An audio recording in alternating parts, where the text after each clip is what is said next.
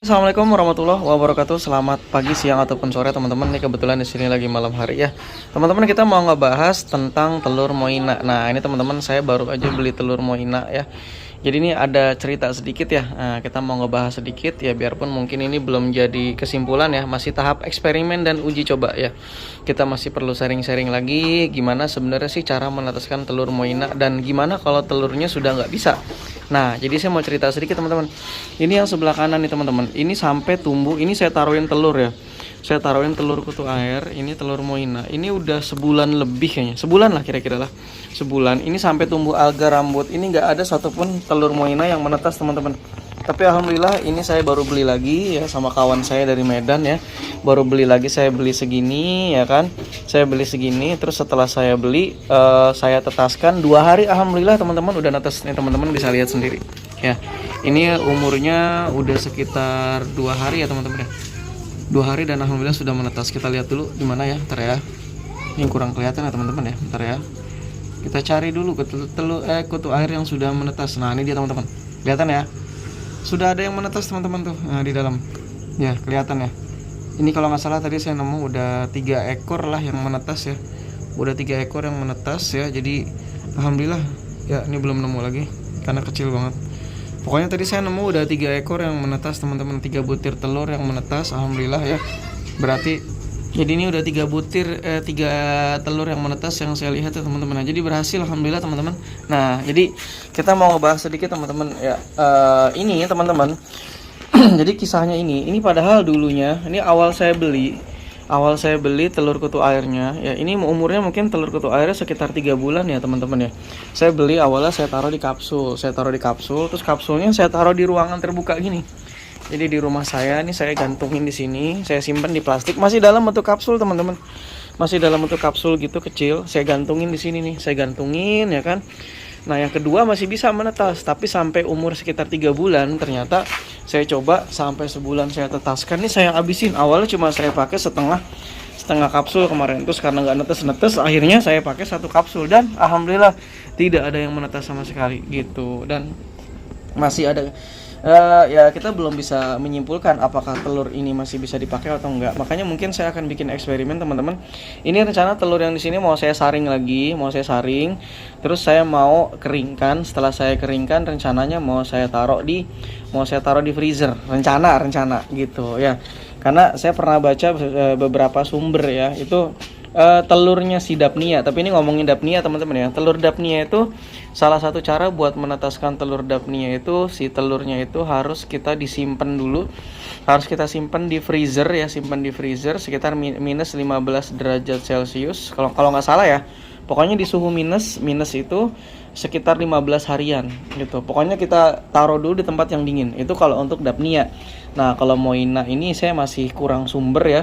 Karena selama ini biasanya moina itu kalau kita itu setelah dikeringkan itu bisa langsung dipakai biasanya. Ini saya beli dari kawan saya yang di Medan. Ini masih baru telurnya.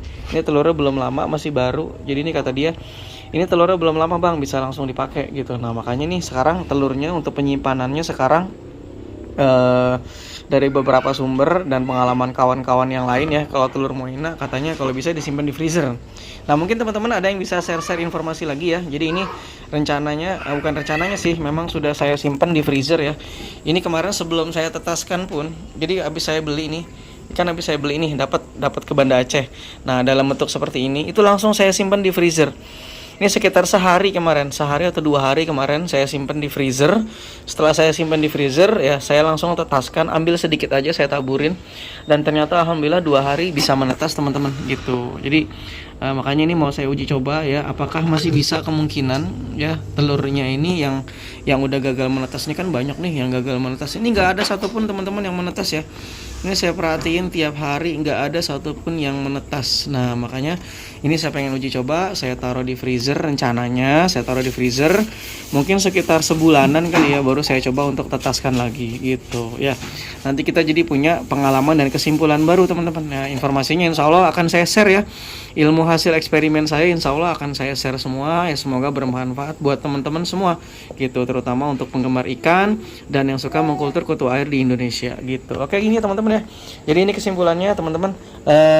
Ntar ya kita cek lagi telurnya tadi yang udah Oke gitu teman-teman, jadi itu aja sih videonya. Tadi saya nyari-nyari lagi nggak nemu ya teman-teman, nyari-nyari lagi nggak nemu ya. Oke, jadi kesimpulannya gitu teman-teman, ini udah netes, tinggal kita kasih green water atau kasih pakan-pakan pelet fermentasi ya. Boleh juga teman-teman kasih, pokoknya terserah, kasih dedek pun bisa ya teman-teman, kasih dedek pun bisa nih. Dengan dedek yang teman-teman saring, teman-teman masukin airnya ke sini, insya Allah dia akan berkembang.